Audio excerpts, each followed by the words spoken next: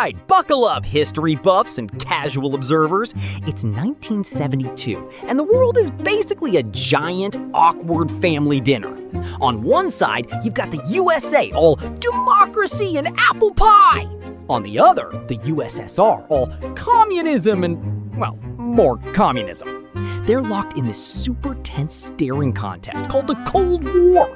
And here's the kicker. They really want to punch each other, but they can't because, nuclear annihilation. That's a real buzzkill for a good old-fashioned brawl. So instead of a direct slugfest, they did what any mature, responsible superpowers would do. They fought proxy wars. They raced to the moon. USA won, but the USSR had cooler space dogs. So who really won? They had a little disagreement in Vietnam, and most importantly, they argued over who had the best bears.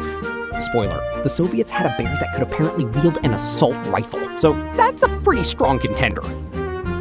But for the Soviets, the ultimate battlefield wasn't some far-off jungle or the cold vacuum of space. No, it was a humble, checkered board. You see, chess wasn't just a game. It was absolute, undeniable proof of communist brain superiority. If you could outsmart your opponent on 64 squares, you could totally outsmart them in, everything else. It was basically their intellectual Olympics, but with more thinking and less spandex. And for nearly a quarter century, since the end of World War II, the Soviet Union had a total, iron-fisted monopoly on the World Chess Championship.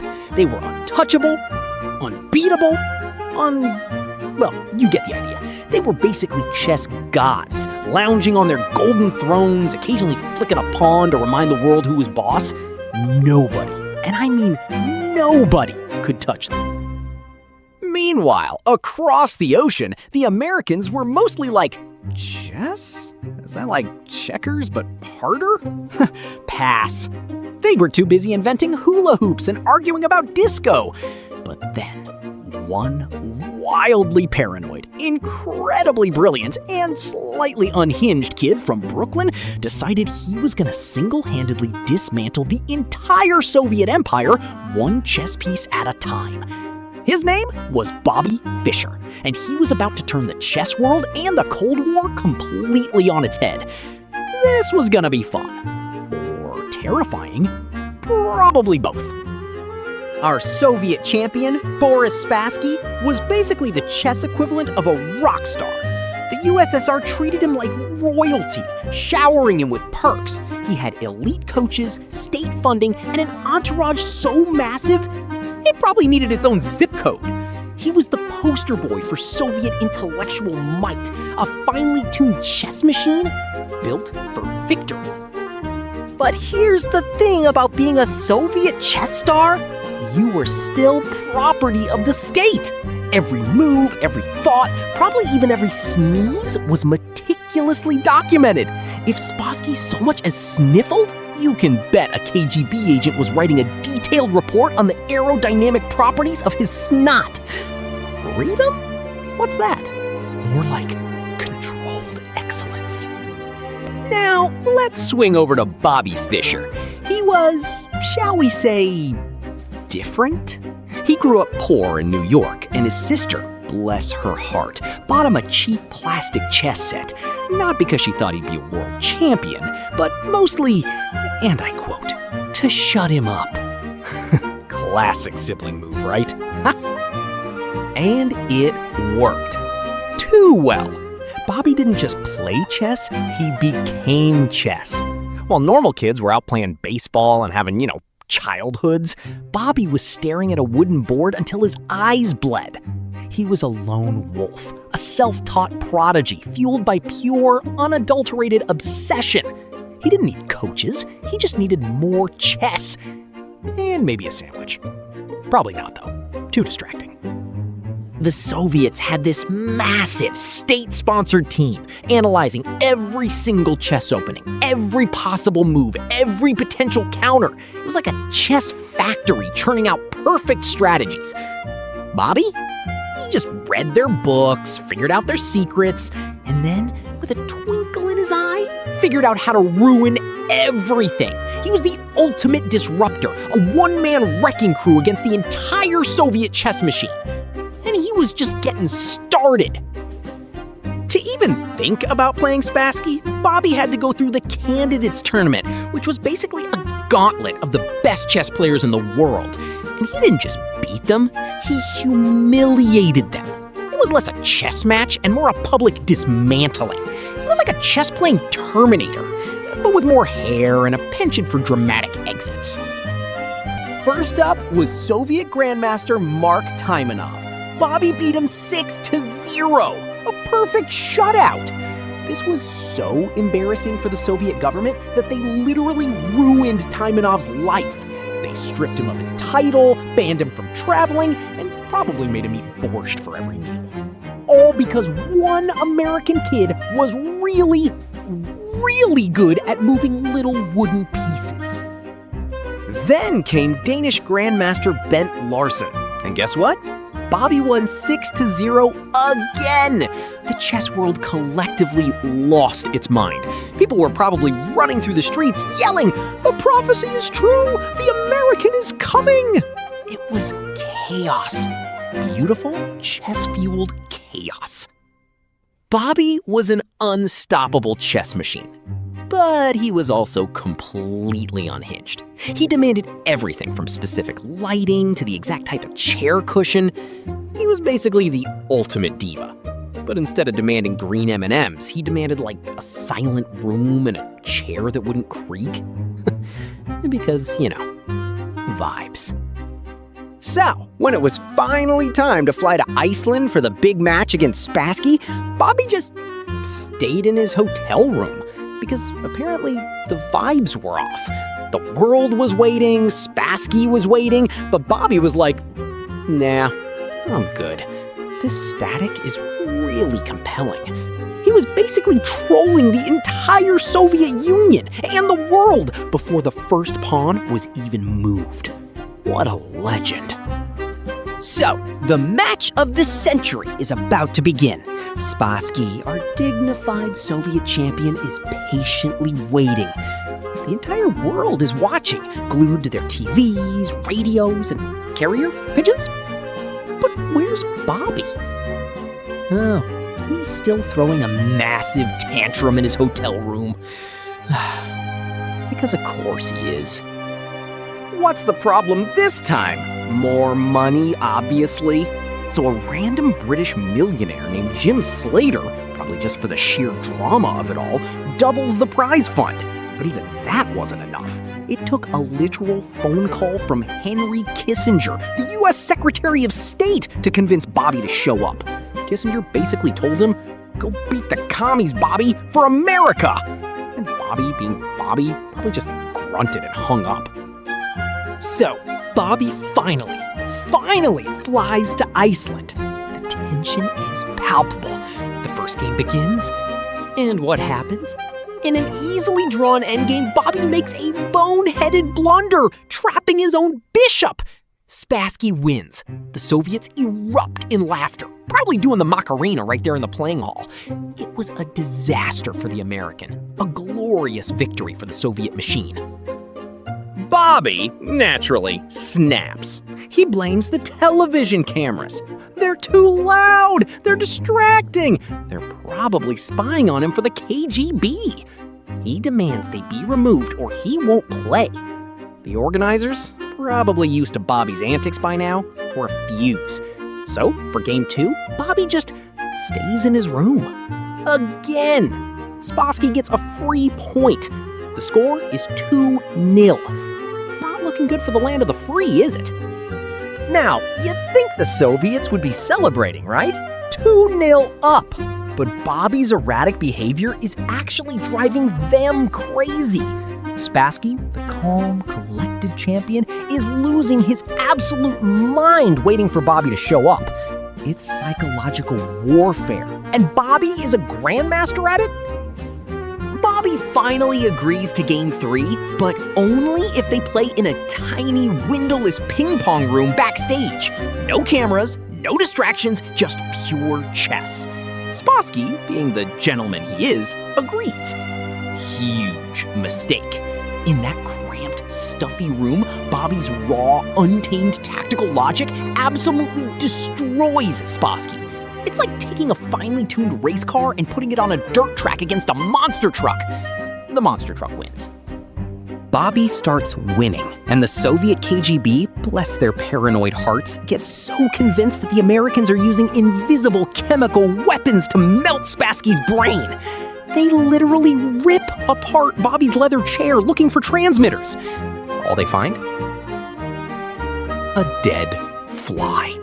The free world laughs. The KGB cries. It's a beautiful moment in Cold War history. They return to the main stage. The match is tied. The tension is so thick you could cut it with a butter knife. We arrive at Game 6.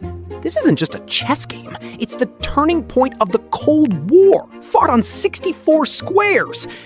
No pressure, guys. Spassky's team is prepared. They've analyzed Bobby's every move, every twitch, every preference. They know Bobby always opens his white with pawn to e4. They've memorized exactly how to counter it. They've got their secret weapon, their ultimate strategy, their plan. But Bobby, being Bobby, sits down and plays pawn to c4. The English opening. He has never played this in his entire life in a serious game. It's like showing up to a sword fight with a laser gun. In one single audacious move, Bobby bypassed decades of Soviet memorization, all their careful planning, all their smug high fives. He forced Spassky into a brand new, terrifying conceptual maze. It was a chess mic drop of epic proportions. Bobby's play in Game 6 was a masterpiece of logical elimination.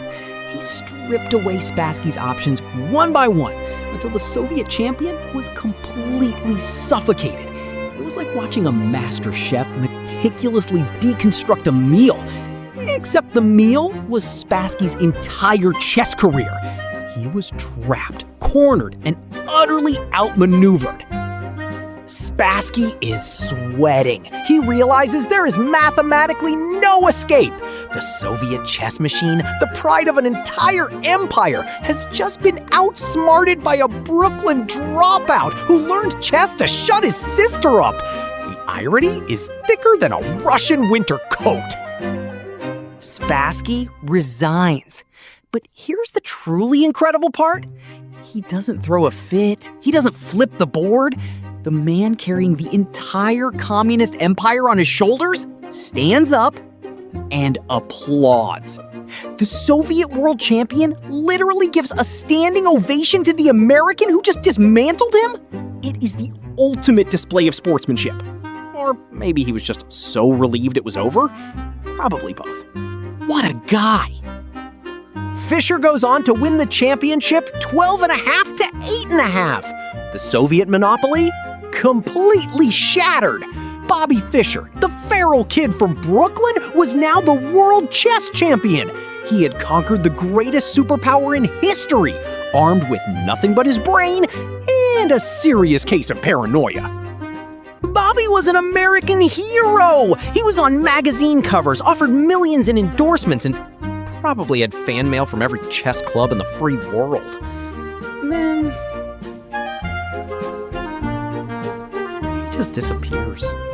Poof! Gone! Vanished! It's like he achieved his life's goal and then realized he had no idea what to do next. Which, honestly, is pretty relatable.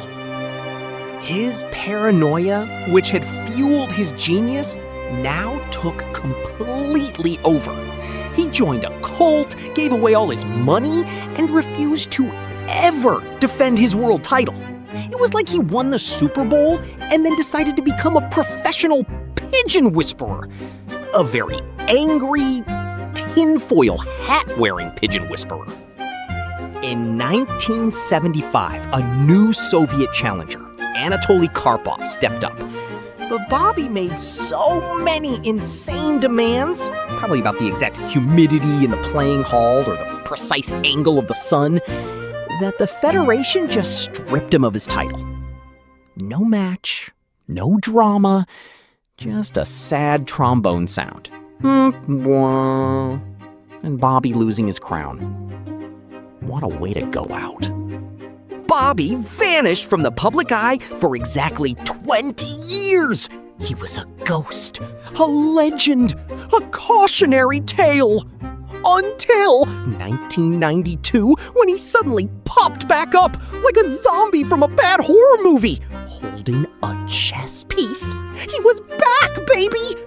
Or was he? He agreed to a private rematch against Spassky. The problem? It was in Yugoslavia, and the US government had strict sanctions against them. So playing there was, illegal. The US sent him a warning letter, and Bobby, being Bobby, literally spat on the letter in front of the press. He was now an international fugitive, because apparently being a chess champion wasn't dramatic enough. He won the rematch, took $3 million, and went on the run. He hid in Japan, gave crazy anti-American radio interviews, and basically lost his mind in public. It was a sad, strange end for a man who once captivated the world. In 2004, the US finally revoked his passport, and he was arrested at an airport in Tokyo. He spent 9 months in a Japanese prison, facing deportation and actual prison time in America. It looked like the end of the line for our eccentric chess hero.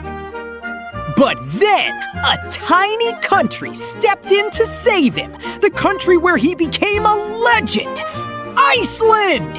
Out of sheer respect for what he did in 1972, the Icelandic government granted the fugitive full citizenship and rescued him. It was like a real-life superhero movie, but with more chess and less spandex. Bobby Fischer lived the rest of his days in Reykjavik, a quiet end for the feral kid from Brooklyn who conquered the greatest superpower in history. He solved the most complex game in the world, using nothing but instinct. But he could never solve the paranoia in his own head. In 2008, Bobby passed away at the age of 64. A fitting number, considering there are exactly 64 squares on a chessboard. A poetic end for a man who lived and breathed the game. In the end, it wasn't just a game. It was a war. And Bobby Fischer was the greatest, craziest soldier it ever saw. A true enigma, a genius, and a cautionary tale, all rolled into one. Don't forget to like and subscribe, or a KGB agent will inspect your chair for dead flies. See you next time!